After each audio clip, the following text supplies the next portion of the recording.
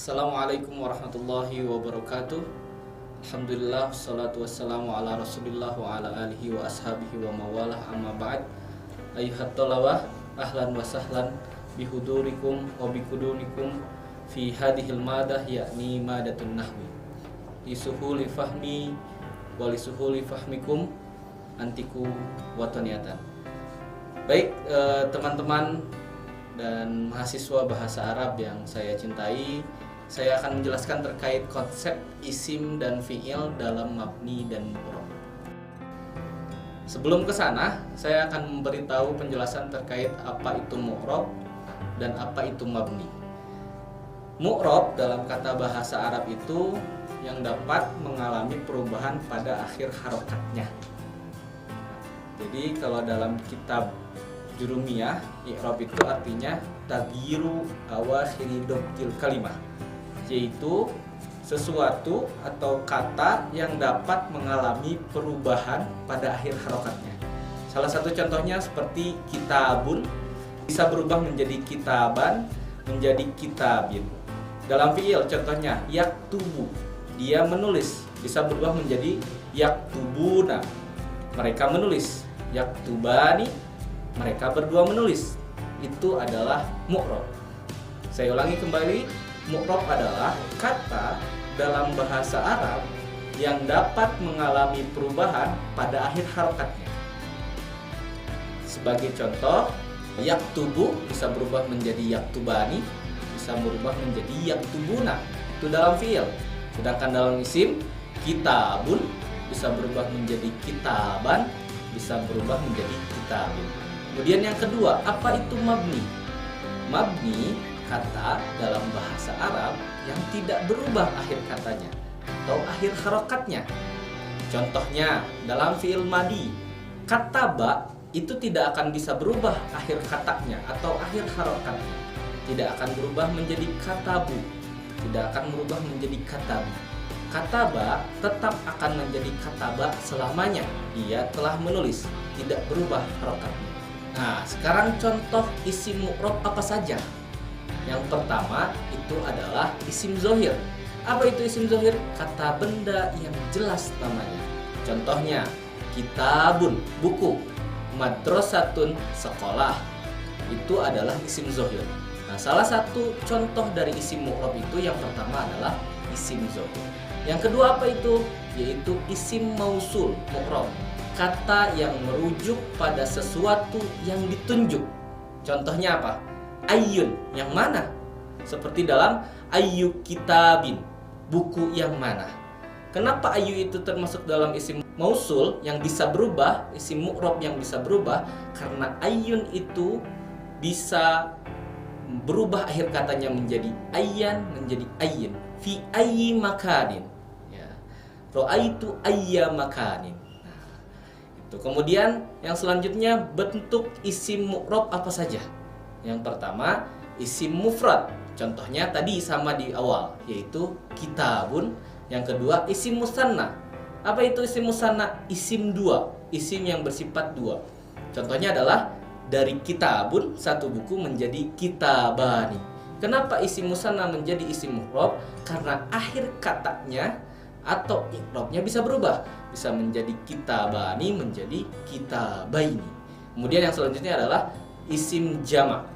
Ya, salah satu contohnya adalah kutubun. Isim jamak kutubun itu merupakan isim mu'rab. Kenapa? Karena akhir katanya bisa berubah menjadi kutuban, menjadi kutubin. Qara'tu kutuban. Ya. Nah, ja'at kutubun minal maktabah. Kemudian ra'aitu ayya kutubin fil maktabah. Selanjutnya contoh isim mabni apa saja? Yang pertama isim domir. Apa itu isim domir? Kata ganti orang. Contohnya apa?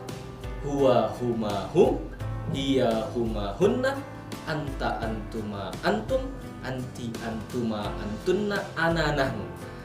Contoh domir ini merupakan isim mabni. Kenapa? Karena mereka tidak berubah akhir harokatnya. Tidak mungkin huwa menjadi hui, tidak mungkin huma menjadi humi, dan tidak mungkin juga hum menjadi humu. Nah, berikut merupakan contoh isim mabni yang pertama. Yang kedua adalah isim isyarah. Apa itu isim isyarah? Isim isyarah adalah kata tunjuk. Contohnya apa? Hadza, tilka, dzalika, hadhihi. Mereka tidak akan pernah berubah akhir katanya, maka mereka disebut dengan isim mabni. Ya, kemudian yang selanjutnya adalah isim mausul. Apa itu isim mausul? Kata penghubung. Contohnya apa? Alladzi, allati, alladzina, allati. Itu tidak akan berubah akhir katanya, maka mereka berempat tersebut merupakan isim mabni. Yang pertama adalah isim domir, kemudian isim isyarah, kemudian isim mausul. Selanjutnya contoh fi'il mu'rab. Tadi isim, sekarang kita ke fi'il. Apa saja fi'il yang mu'rab yang bisa berubah akhir katanya atau hurufnya? Yang pertama adalah fi'il mudhari, kata kerja present atau future, sedang atau akan dilakukan dalam bahasa Arab. Contohnya yaktubu. Kenapa yaktubu disebut dengan fi'il mu'rab? Karena yaktubu bisa berubah. Bagaimana perubahannya? Yaktubu, dia satu orang laki-laki menulis, bisa berubah menjadi yaktubani. Dua orang laki-laki menulis bisa berubah menjadi yaktubuna. Mereka laki-laki menulis. Sehingga ini disebut dengan fi'il mu'rab. Karena apa? Karena kata akhirnya bisa berubah. Contoh fi'il mabni apa saja? Barusan kita sudah bicara fi'il mu'rab, sekarang fi'il mabni. Fi'il madi yang pertama. Apa itu fi'il madi? Kata kerja lampau. Contohnya apa? Yang sudah saya tadi sebutkan, kataba. Kataba itu tidak akan pernah berubah sampai kapanpun, maka disebut mabni. Ya, tidak ada perubahan pada akhir kata. Kemudian yang kedua apa? Fi'il amar, kata kerja perintah. Salah satu contohnya uktub. Ya, tulislah, tidak ada perubahan pada akhir kata. Kemudian yang terakhir adalah fi'il mudhari yang mabni. Ternyata fi'il mudhari juga selain ada yang mu'rab, ada yang mabni. Contoh yang mabni apa? Contohnya adalah bertemu dengan nun taukid dalam fi'il mudhari. Yaktubanna, dia pasti menulis. Ya, jadi ketika ada fi'il mudhari yang dimasukkan nun taukid di dalamnya, penegasan di dalamnya, maka dia disebut dengan fi'il mudhari yang mabni. Contoh kalimat menggunakan mu'rab dan mabni. Kalimat dengan isim mu'rab, ana aqra'u al-kitaba. Ana itu pasti isim mabni karena ana tidak akan pernah berubah. Aqra'u adalah fi'il mudhari yang mu'rab karena aqra'u bisa berubah menjadi aqra'a jika dia ditambahkan dengan an di depannya. An aqra'a. Al-kitaba. Kenapa berubah menjadi al-kitaba? Karena kedudukannya menjadi objek. Setiap objek dalam bahasa Arab itu pasti mansub atau salah satunya dengan fathah. Nah, kemudian yang kedua, kalimat isim mabni apa saja? Hadza kitabun mufidun. Ini adalah buku yang bermanfaat. Hadza adalah mabni, kata tunjuk dan tidak berubah bentuknya. Ini salah satu contoh isim mabni. Kesimpulannya adalah mu'rab dan mabni adalah konsep penting dalam tata bahasa Arab yang menunjukkan apakah kata dapat berubah harokat atau tidak.